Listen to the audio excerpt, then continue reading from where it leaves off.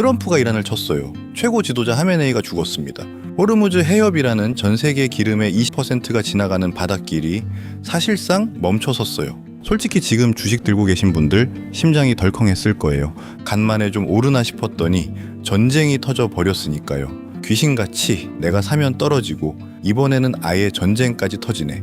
이런 생각 드시는 분들 진짜 많으실 겁니다. 이제 그냥 물려도 장기 적금 들었다 생각하고 버텨야 하는 건지 아니면은 지금이라도 정리해야 하는 건지 머릿속이 복잡하실 거예요. 근데 이 판을 감정으로 대응하면은 무조건 집니다. 이란 혁명 수비대가 통제를 벗어나면서 이 전쟁은 끝나는 게 아니라 이제야 진짜 시작인 거예요. 그리고 이 혼란이 길어질수록 기름값, 물가, 금리, 환율이 동시에 요동치면서 우리 계좌에 직접 불똥이 튀는 구조가 만들어지고 있습니다. 근데 공포 속에서도 돈의 흐름을 읽으면은 길이 보여요. 트럼프가 왜 이 판을 엎었는지, 똑똑한 돈들은 지금 어디로 이동하고 있는지, 그리고 우리는 내일 장이 열렸을 때 어떻게 움직여야 하는지 오늘 전부 풀겠습니다. 먼저 지금 벌어지고 있는 상황을 차갑게 정리할게요. 한국 시간 2월 28일부터 미국과 이스라엘 연합군이 이란의 핵심 군사시설하고 정부 시설을 동시다발로 때렸습니다. 하메네이의 관저가 날아갔고 이란 국영방송이 직접 사망을 확인했어요. 트럼프는 여기서 한 발 더 나갔습니다. 그냥 군사력을 꺾겠다가 아니라 정권 자체를 갈아치우겠다고 대놓고 선언한 거예요. 나라의 머리를 통째로 잘라버린 건데 머리를 잘랐다고 끝이 아니에요. 오히려 더 위험해집니다. 지금 이란에서 진짜 돈 주라고 총을 쥐고 있는 건 이슬람 혁명 수비대라는 군벌 조직이거든요. 위에서 명령 내릴 사람이 사라졌으니까 이 조직이 자기 살 길을 찾아서 움직이기 시작해요. 협상할 상대가 없어진 거예요. 깔끔하게 항복하고 끝나는 전쟁이 아니라 어디서 뭐가 터질지 모르는 구조가 만들어진 겁니다. 2003년 이라크를 기억하시죠? 사담 후세인을 끌어냈어요. 미국의 압도적인 군사력으로 순식간에 독재자를 제거했는데 그 다음에 뭐가 벌어졌냐면요. 수십 년 동안 종파 갈등하고 테러의 수렁이었습니다. 지금 이란이 정확히 그 길에 들어선 건데 이라크 때랑 결정적으로 다른 점이 하나 있어요. 이번에는 전 세계 기름의 심장부 바로 옆에서 이 혼란이 벌어지고 있다는 겁니다. 이란이 보복을 시작하면서 제일 먼저 한 게 뭔지 아세요? 호르무즈 해협을 지나는 배들한테 경고를 보낸 거예요. 물리적으로 바다에 장벽을 세운 건 아닙니다. 근데 이미 끝났어요. 왜냐하면 바다에 철조망을 칠 필요가 없거든요. 보험회사들이 알아서 막아버립니다. 지금 이 해역을 지나는 유조선의 전쟁 위험 보험료가 기존 대비 수십 배에서 수백 배까지 치솟았어요. 보험료를 올린 정도가 아니라 아예 보험 자체를 안 들어주는 곳도 나오고 있습니다. 이걸 우리 일상으로 바꿔볼게요. 여러분이 배달 음식을 시키는데 짜장면 한 그릇이 7,000원이에요. 근데 갑자기 배달비가 70만 원이 된 거예요. 주문하겠어요? 안 하잖아요. 배에 실린 기름값보다 보험료가 더 비싸지면은 선주들은 절대 배를 안 띄웁니다. 실제로 지난 주말 사이에 호르무즈 해협으로 향하던 수백 척의 유조선하고 가스 운반선이 전부 멈춰섰어요. 이건 배 몇 척이 늦게 오는 수준이 아닙니다. 전 세계 원유 공급의 20%, 천연가스 공급의 20%가 시장에서 한순간에 증발하는 거예요. 마트 선반 5칸 중에 한 칸이 통째로 비어 있는 거랑 같아요. 남은 물건 가격이 어떻게 되겠어요? 폭등하는 겁니다. 자, 여기서부터가 진짜 무서운 이야기예요. 바닷길이 막히고 기름값이 뛰면 그 다음에 무너지는 도미노가 정확히 정해져 있거든요. 기름값이 오르면은 공장 돌리는 전기세가 오릅니다. 물건 나르는 트럭 기름값이 올라요. 편의점에 진열된 과자값이 오릅니다. 전부 다 오르는 거예요. 이게 인플레이션이에요. 미국 중앙은행인 연준은 지금까지 끈적하게 안 떨어지는 물가를 간신히 달래면서 금리 내릴 타이밍만 보고 있었어요. 근데 유가가 다시 폭등해버리면 금리를 내리기는커녕 높은 금리를 더 오래 유지할 수밖에 없습니다. 돈의 가격인 금리가 비싸게 유지된다는 건 빚으로 사업하는 모든 기업의 숨통을 서서히 조르는 거예요. 여기서 진짜 시한폭탄 하나를 말씀드려야 해요. 지금 미국 금융시장 안에 1조 3천억 달러짜리 거대한 빚더미가 조용히 숨어 있습니다. 사모신용시장이라고 불리는 곳인데 쉽게 설명드릴게요. 은행에서 대출 거절당한 기업들이 있어요. 신용이 안 좋으니까 은행이 안 빌려주는 거예요. 이 기업들이 어쩔 수 없이 높은 이자를 주고 사모펀드한테 돈을 빌려요. 기업들의 마이너스 통장이라고 생각하시면 됩니다. 문제는 이 마이너스 통장의 이자가 시장 금리에 실시간으로 연동되어 있다는 거예요. 금리가 오르면은 이자도 같이 올라요. 기름값 때문에 물가가 뛰고 물가 때문에 금리가 유지되고 금리 때문에 이자가 눈덩이처럼 불어나서 결국 이 기업들이 줄줄이 쓰러지는 거예요. 도미노가 한 줄로 연결되어 있는 겁니다. 2008년 리먼 사태 기억나시죠? 그때는 은행들이 장부 구석에 숨겨둔 부실주택 담보대출이 한꺼번에 터지면서 전 세계가 박살났어요. 지금 다른 점은 그 위험한 빚더미가 은행이 아니라 규제를 훨씬 덜 받는 사모펀드하고 연기금 장부 속에 들어있다는 겁니다. 감시의 사각지대에 숨어 있는 거예요.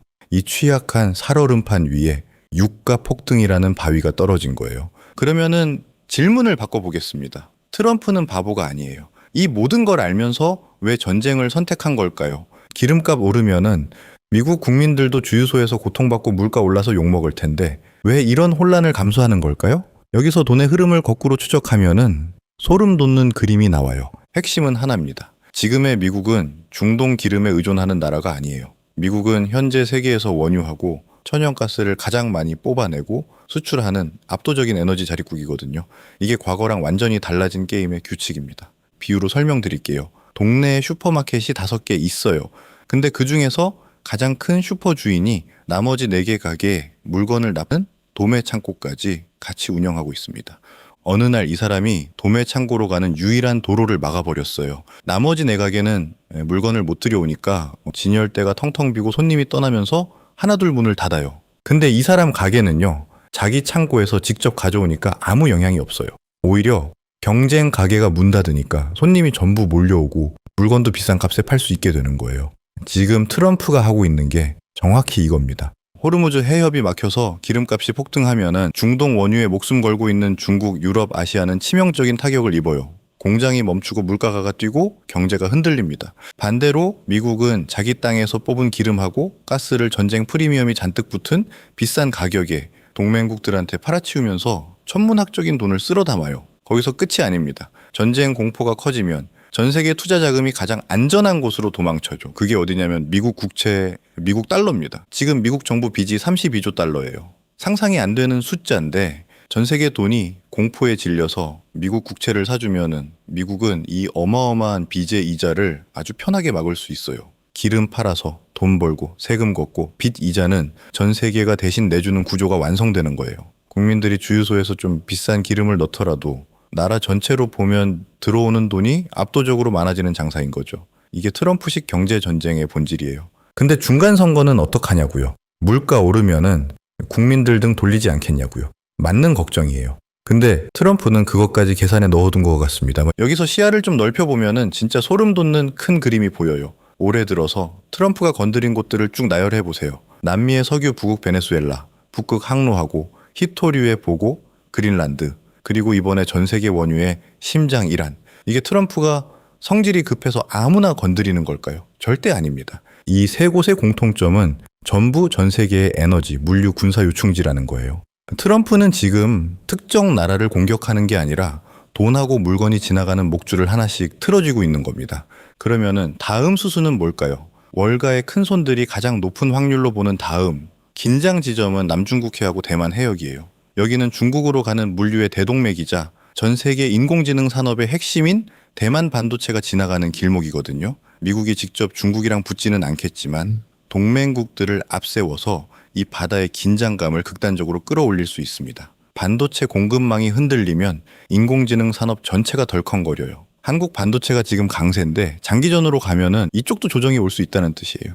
그 다음으로 확률 높은 카드는 의외로 멕시코 국경입니다. 중동 전쟁이 길어지면은 미국 국민들도 피로감을 느끼기 시작하거든요. 이때 국내 불만을 밖으로 돌리기 딱 좋은 게 국경 치안 문제예요. 멕시코 마약 카르텔을 테러 조직으로 지정하고 군대를 배치하면은 전 세계 경제에 큰 충격 없이도 강력한 리더십을 보여줄 수 있어요. 중간 선거 카드로도 완벽하고 국경 방위 관련 산업에 돈이 쏟아지는 명분까지 만들어지는 거죠. 결국 트럼프가 다음에 어디를 건드리든 핵심은 하나예요. 돈이 지나가는 길목을 막고 그걸 미국 중심으로 재편하는 과정에서 거대한 부의 이동이 일어난다는 겁니다. 자, 이제 한국 이야기를 할게요. 솔직히 여기서부터가 제일 아픈 이야기입니다. 지금 한국 경제는 유가 폭등, 해상 물류 마비, 환율 급등이라는 3중 리스크가 동시에 들이닥치고 있어요. 왜 한국이 특별히 더 아프냐면은 한국 경제 구조 자체가 밖에서 원자재 사와서 물건 만들고 다시 밖으로 내다 파는 형태이기 때문이에요. 첫 번째 타격, 원가 폭등입니다. 한국은 공장 돌리는데 필요한 원유의 70% 이상을 중동에서 호르무즈 해협통해서 들여와요. 유가가 10% 오르면 한국 제조업 기업 원가가 평균 0.7 뛰는데 이걸 이렇게 생각해 보세요. 치킨집 하는데 닭값이 올랐어요. 치킨 한 마리 팔아서 남기는 마진이 원래 1,000원이었는데 갑자기 300원밖에 안 남는 거예요. 팔면 팔수록 허탕인 구조가 되는 겁니다. 두 번째 타격, 물류비 폭탄이에요. 호르무즈 해협이 위험해지면서 배들이 아프리카 끝 희망봉으로 먼 길을 돌아가고 있어요. 서울에서 부산 가는데 고속도로가 막혀서 강원도를 돌아가는 거랑 같아요. 기름도 더 넣어야 하고 시간도 2~3배 걸립니다. 힘들게 물건 만들었는데 비싼 배싹 내고 나면 남는 게 없어지는 거예요. 거기다가 중동 현지에서 대규모 건설 프로젝트 진행 중인 건설사들은 자재 공급 끊기고 공사 멈추면서 배상금 폭탄 맞을 위험에 그대로 노출되어 있어요. 세 번째 타격, 환율입니다. 전쟁 공포가 커지면 전 세계 돈이 미국 달러로 몰려가면서 달러 가치가 수직 상승해요. 달러가 비싸지면은 우리가 기름이나 원자재 살 때 예전보다 훨씬 많은 원화를 내야 돼요. 수입 물가가 뛰면 라면값, 전기세, 가스비 전부 오르고 사람들 지갑이 닫히면서 내수 경제까지 차갑게 식어버리는 거예요. 외국인 투자자들도 환율 오르면 한국 주식 들고 있는 것만으로 달러 기준 손해를 보니까 매도 버튼 누르고 떠나요. 유가, 물류비, 환율 이 세 가지가 한꺼번에 덮치는 겁니다. 2023년 홍해에서 후티 반군 때문에 배들이 우회했을 때도 수출 기업들이 고생했어요. 근데 그때는 물류비만 올랐거든요. 지금은 물류비의 기름값 폭등에 달러 강세까지 동시에 터지고 있어요. 차원이 다릅니다. 그렇다면 이 판에서 돈은 어디로 가고 있을까요? 구체적으로 말씀드릴게요. 첫 번째로 주목해야 할 곳은 우주 인프라하고 군사 데이터 소프트웨어 기업들이에요. 과거 걸프전이나 이라크전 때는 미사일 만들고 전투기 찍어내는 전통 방산업체에 돈이 몰렸거든요. 지금은 달라요. 현대전의 승패는 누가 우주에서 먼저 적을 찾아내고 그 데이터를 인공지능으로 분석해서 타격하느냐에 달려 있어요. 플래닛 랩스라는 기업은 수백 개의 소형 위성으로 지구 전체를 매일 촬영하면서 위성 안에 장착된 인공지능이 실시간으로 적의 움직임을 분석해요. 팔란티어는 이 데이터를 하나로 모아서 지휘관한테 어디를 때려야 하는지 알려주는 두뇌 역할을 하고요. 전쟁이 복잡해지고 게릴라전으로 번질수록 이런 기업들의 가치는 올라갈 수밖에 없어요. 다만 주의할 점은 있습니다. 드론 관련 주식 같은 경우는 전쟁 뉴스에 급등했다가 차익 실현 매물에 급락하는 패턴이 반복되고 있거든요. 뉴스 보고 흥분해서 뛰어들면은 고점에 물리기 딱 좋은 구조예요. 두 번째로 봐야 할 곳은 차세대 원자력하고 전력 인프라입니다. 여기서 전쟁이 인공지능 산업에 예상 못한 나비 효과를 만들어내고 있거든요. 지금 마이크로소프트, 아마존, 구글 같은 빅테크들이 인공지능 돌리려고 거대한 데이터 센터를 짓고 있는데 이 데이터 센터가 엄청난 전기를 먹어요. 근데 미국 데이터 센터 전기의 거의 절반을 천연가스 발전에 의존하고 있습니다. 호르무즈 해협 막히면서 가스 가격이 치솟으면 인공지능 돌리는 비용이 감당 안 되는 수준으로 폭등해요. 인공지능이라는 거대한 뇌가 에너지 부족으로 굶어 죽게 생긴 거예요. 그래서 빅테크들이 지금 필사적으로 매달리는 게 외부 자원 가격에 흔들리지 않는 원자력이에요. 원전은 한번 연료 넣으면 기름값이 오르든 내리든 상관없이 안정적으로 전기를 만들어내거든요. 콘스텔레이션 에너지 같은 원전 운영사, 전력망 인프라 기업, 소형 모듈, 원전 개발 업체들로 자금이 이동하는 건 논리적인 흐름이에요. 다만 원자력은 최소 3년에서 5년 이상 긴 호흡으로 봐야 하는 영역이에요. 내일 당장 수익을 기대하는 자리가 아니라는 건 분명히 말씀드립니다. 세 번째, 아주 직관적으로 돈을 쓸어 담는 곳이 있어요. 유조선 기업입니다. 노르딕 아메리칸 탱커스 같은 회사가 대표적이에요. 바닷길이 막히면은 배가 아프리카 끝까지 돌아가야 하잖아요. 한번 짐 나르는데 시간이 2~3배로 늘어나니까 시장에 빈 배가 사라져요. 배가 귀해지면 빌리는 가격이 하늘로 뛰는 거죠. 이 회사는 운임이 오르는 만큼 수익이 통장에 꽂고 그걸 주주한테 배당으로 돌려주는 구조예요. 기름값이 오르든 내리든 배구하려는 줄이 길어지는 한 앉아서 돈을 버는 겁니다. 한국 시장에서는 에너지 인프라하고 방산 기업들이 구조적으로 수혜를 받아요. 두산에너빌리티, 한화시스템, 삼성중공업 같은 이름들이 떠오르실 텐데 여기서 냉정하게 말씀드릴 게 있어요. 뉴스 보고 흥분해서 내일 아침에 달려가서 사는 건 가장 위험한 행동이에요. 전쟁 뉴스 터지면 이런 종목들은 이미 시초가부터 갭 띄우고 올라가거든요. 흥분한 개인들이 높은 가격에 사고 나면 차익 실현 물량에 고점 불리는 구조가 반복됩니다. 사야 한다면 시장이 흥분을 토해내고 조정 온 뒤에 차분하게 접근하세요. 이제 당장 내일부터 어떻게 대응해야 하는지 말씀드릴게요. 지금 월가의 큰손들이 하고 있는 행동은 아주 단순해요. 묻지도 따지지도 않고 일단 안전자산으로 도망치고 보는 거예요. 금, 미국 국채, 스위스 프랑으로 돈이 미친 듯이 몰려들고 있습니다. 여기서 채권 시장에 이상한 일이 벌어지고 있어요. 보통 전쟁 나면은 사람들이 안전한 국채를 사니까 금리가 떨어지는 게 정상이잖아요. 근데 지금 단기 금리는 떨어지는데 장기 금리는 오히려 위로 튀려고 해요. 왜냐면은 단기적으로는 전쟁 공포 때문에 채권을 사지만 장기적으로는 유가 폭등이 만들어낼 인플레이션이 무서워서 장기 채권을 못 사는 거예요. 이 기형적인 줄다리기가 지금 시장을 지배하고 있습니다. 그래서 주가 빠졌다고 섣불리 바닥이라고 생각하고 들어가면 안 돼요. 과거에는 지정학적 위기 터져도 금방 진정돼서 떨어졌을 때 사는 게 정답이었거든요. 근데 이번은 달라요. 이란의 보복 규모가 시장 예상을 훨씬 넘어섰고 호르무즈 해협 마비가 얼마나 길어질지 아무도 모릅니다.